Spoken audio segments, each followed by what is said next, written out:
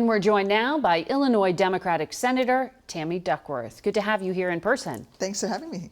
So, Senator, I know you did vote to confirm Secretary Rubio. Do you have confidence that he can juggle all four of the jobs that he now has for an indefinite period of time? No, there's no way he can do that and do it well, especially since there's such incompetence over at DOD with Pete Hegseth being Secretary of Defense and just the hollowing out of the top leadership. There's no way he can carry all that entire load on his own, and so I do think that they need to find a new Secretary of Defense. They need to find a new NSA, head of NSA, as quickly as possible. But at this point, we heard from the Chief of Staff that she believes all the cabinet secretaries will serve a full year. What makes you think that Secretary Hegseth could actually be dismissed? Well, I think he should be dismissed. Whether or not President Trump's going to dismiss him is a whole different conversation. He should never have been nominated in the first place. He is the most untrained, inadequate Secretary of Defense in our nation's history. And look at what he's done at the Pentagon. It's in turmoil. He lost his top staffers within a matter of days. He's now put classified information on an unclassified chain, and he's put our nation's national security at risk. He says no war plans wasn't classified, but it was sensitive information.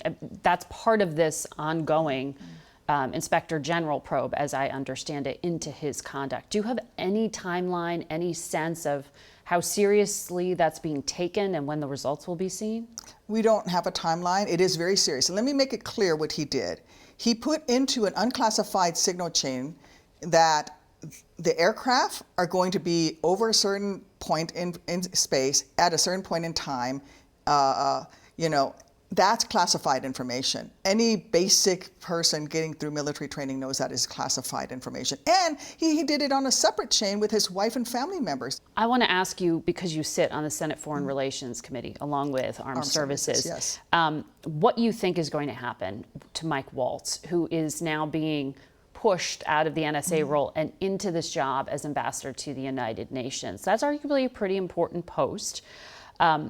Senate Intel Vice Chairman Mark Warner says it's going to be a brutal hearing. What do you want to know from him, and are you open to confirming him into the job? It will be a brutal hearing.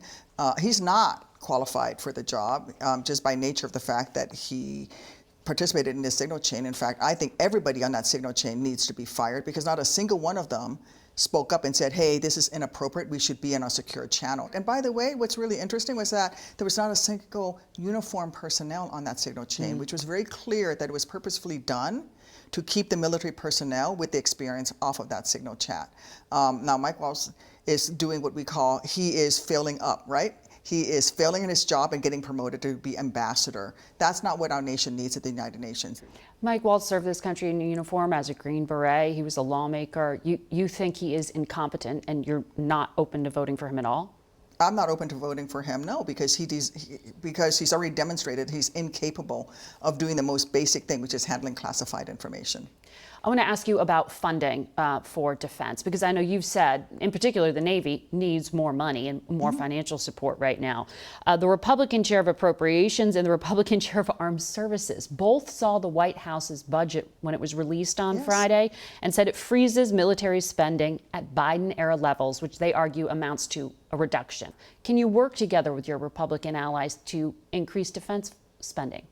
Well, one of the places where there has been bipartisanship has been the Armed Services Committee. That has been something that I've been very proud to be a part of. Now, whether or not my Republican colleagues continue to be co-conspirators and collaborators with this administration in basically gutting the United States government is up to them. Right now, their plans are going to require laying off at least 100,000 civilian workers at the Pentagon. It's going to, in the words of Chairman Wicker, basically, I'm going to paraphrase him, cut defense capabilities to the bone. I think he's how he put it. We need to make sure the Navy needs more ships. We need more, the merchant mariners need more boats, more ships. We need to make major investments in our sixth generation fighter fleet. We need to make major investments in training pilots. We are short pilots. And yet, you know, the cuts that they're proposing in order to fund a vanity project like the Golden Dome does not help make America more secure on a global scale. And it certainly doesn't keep us, you know, the leader of the free world.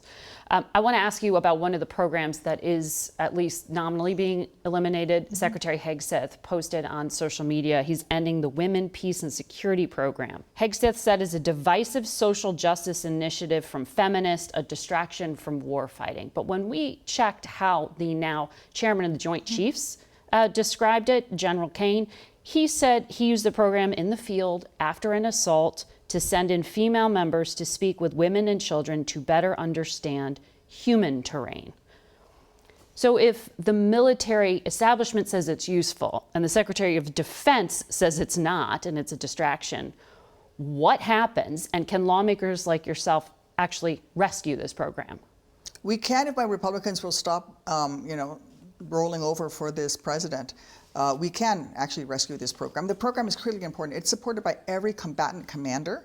It's a program that came about, by the way, Marco Rubio was one of the leaders. And Kristi Noem as a lawmaker supported the program. And President Trump signed it into law. And he signed it into law. This shows how incompetent Hegseth is, that in his slash and burn efforts at the Pentagon, he basically slashed and burned something without realizing that this was actually a Trump-era law, and this was led by his colleagues, and now he can't back out of it. This came out of really some of the lessons we learned in Afghanistan when we had the Marine Corps Lionesses, which were teams of all women Marines, tough fighters who would go in and talk to the women in the villages and would get intelligence that no one else could. Because the women wouldn't talk to Because the women wouldn't talk to the men. And so this is a vital program that keeps our military stronger and also makes them more lethal because we can find where our enemies are and go after them. Hegseth said he'll implement the minimum required. What does that mean? Do you know? I don't know, but he's the minimum of a defense secretary, so it's not surprising that he would go to the lowest levels. I want to ask you about what's happening within your party. Your fellow Midwesterner, Michigan Senator Alyssa Slotkin, said Democrats are messaging in a way that doesn't resonate outside of blue coastal areas. She was focusing in on Bernie Sanders' use of the term oligarchy. She said, use plain language. Talk about kings, that we oppose them. Do you agree with her that there is at minimum a messaging problem if there isn't something more within your party right now? Well, I've long said that we should be listening to Midwest Democrats a lot more.